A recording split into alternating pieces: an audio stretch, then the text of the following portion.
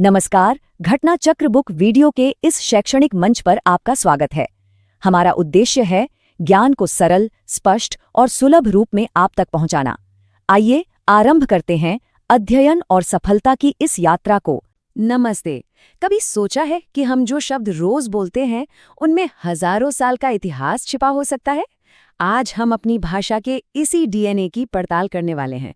जी हाँ, हम बात करेंगे तद्भव और तत्सम शब्दों की और देखेंगे कि कैसे हमारी आम बोलचाल की भाषा अपने अंदर एक पूरी की पूरी सभ्यता को समेटे हुए है। अच्छा, ये सोचिए जरा, हम आग भी कहते हैं और अग्नि भी, काम भी बोलते हैं और कर्म भी। ये शब्द इतने मिलते जुलते क्यों हैं? कभी गौर किया है? देखिए, ये कोई इत्तेफाक नहीं है। इसके पीछे भाषा के इस सफर की एक बहुत ही कमाल की कहानी छिपी है और आज हम उसी कहानी के पन्ने पलटने वाले हैं। तो आज का हमारा सफर कैसा रहेगा? सबसे पहले हम समझेंगे कि ये तद्भव शब्द आखिर हैं क्या। फिर अपनी रोजमर्रा की जिंदगी से कुछ उदाहरण देखेंगे। इसके बाद हम उन नियमों की बात करेंगे जिनके हिसाब से ये शब्द बदले हैं। और आखिर में ये जानेंगे कि ये सब हमारी भाषा के लिए इतना मायने क्यों रखता है। तो चलिए शुरू करते हैं सबसे बुनियादी सवाल से कि आखिर ये तद्भव शब्द होते क्या हैं? तो देखिए, तद्भव शब्द असल में वो शब्द हैं जिनका ओरिजिन तो संस्कृत है, पर वो सीधे सीधे हिंदी में नहीं कूद पड़े। नहीं, उन्होंने एक लंबा सफर तय किया है। आप कह सकते हैं कि ये शब्द पाली, प्राकृत, अपभ्रंश जैसी कई भाषाओं की गलियों से गुजरे और इस सफर में उनका रूप थोड़ा बदल गया, थोड़ा आसान हो गया और फिर जाके वो हमारी आज की हिंदी का हिस्सा बने। इस पूरे सफर को ना ऐसे समझ सकते हैं। देखिए, संस्कृत में शब्द थे तत्सम, जिसका मतलब है तत्सम यानी उसके जैसा, बिल्कुल ओरिजिनल। फिर ये शब्द पाली, प्राकृत जैसे पड़ावों से गुजरे और हिंदी तक आते आते बन गए तद्भव यानी तद्भव, उससे पैदा हुआ। ये एक तरह का नेचुरल एवोल्यूशन है जिसने शब्दों को आम लोगों के लिए बोलना और समझना आसान बना दिया। चलिए अब आते हैं सबसे मजेदार हिस्से पर। देखते हैं कि ये ऐतिहासिक शब्द हमारी रोज की बातचीत में कहाँ-कहाँ छिपे हुए हैं। शायद आप हैरान हो जाएंगे कि हम इन्हें दिन में कितनी बार इस्तेमाल करते हैं, वो भी बिना ये जाने। जरा इन शब्दों को देखिए। हम रोज बोलते हैं आंख, हाथ, जीभ, दांत, है ना? पर क्या आपको पता है कि इनका असली ओरिजिनल रूप संस्कृत में अक्षी, हस्त, जिह्वा और दंत था। सोचिए, हजारों सालों में उच्चारण कितना सरल और कितना नेचुरल हो गया। और कहानी सिर्फ यहीं खत्म नहीं होती। चलिए जरा रसोई में झांकते हैं। हम जो घी खाते हैं वो असल में संस्कृत के घृत से आया है। खीर का रिश्ता क्षीर से है, दही का दधी से और हल्दी का हरिद्रा से। मतलब भाषा का ये पूरा इतिहास तो हमारे खाने की प्लेट में भी परोसा हुआ है। और सिर्फ घर के अंदर ही नहीं, बाहर निकलिए, प्रकृति में भी यही कहानी है। संस्कृत का ग्राम आम लोगों की जुबान पर चढ़कर गांव बन गया, सर्प सांप हो गया और सुंदर मयूर बन गया मोर। ये सारे उदाहरण एक ही चीज दिखाते हैं कि भाषा हमेशा सहूलियत की तरफ बहती है ताकि ज्यादा से ज्यादा लोग उसे अपना सकें। अब सवाल ये उठता है कि क्या ये सारे बदलाव बस ऐसे ही रैंडमली हो गए?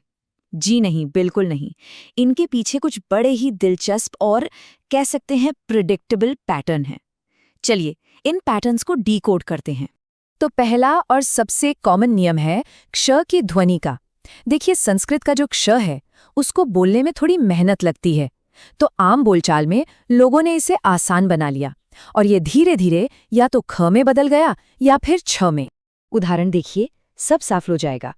संस्कृत का क्षेत्र हिंदी में बन गया खेत, अक्षी बन गया आंख और वो जो क्षीर था वो बन गया हमारी पसंदीदा खीर। देख रहे हैं पैटर्न? एकदम क्लियर है। अच्छा, अब दूसरा नियम, ये भी बड़ा सीधा सा है। जो संस्कृत शब्द य से शुरू होते थे वो हिंदी में अक्सर ज से शुरू होने लगे। य की जगह ज ने ले ली। जैसे यमुना नदी को हम अक्सर जमुना भी कहते हैं। संस्कृत का यजमान बन गया जजमान और जो यव अनाज था वो आज जौ के नाम से जाना जाता है। एक बार ये पैटर्न पकड़ में आ जाए तो इसे पहचानना कितना आसान है ना? और हमारा तीसरा बड़ा नियम है श का स में बदल जाना। ये भी वही बात है, मुश्किल साउंड्स समय के साथ आसान हो जाते हैं और ये इसका एक क्लासिक एग्जाम्पल है। देखिए, संस्कृत का शब्द था श्वसुर जो हिंदी में आकर बन गया ससुर। शाख का हो गया साग, और शिष्य से ही सीख या सिख जैसे शब्द निकलें।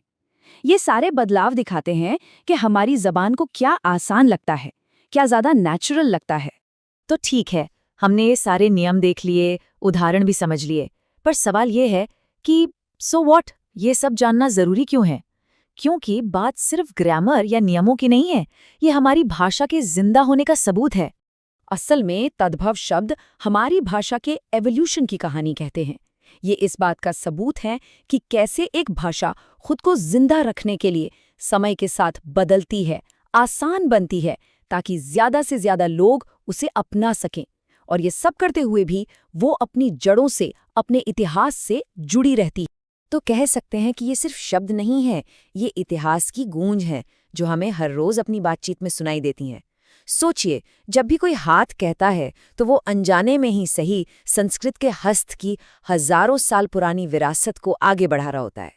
तो अगली बार जब भी किसी से बात करें तो अपने शब्दों पे जरा गौर कीजिएगा। अब जब आप इन पैटर्न्स को जानते हैं तो एक छोटा सा खेल खेलिए। देखिए कि आप अपनी रोज की बातचीत में ऐसे कितने छिपे हुए तत्सम शब्द पकड़ पाते हैं।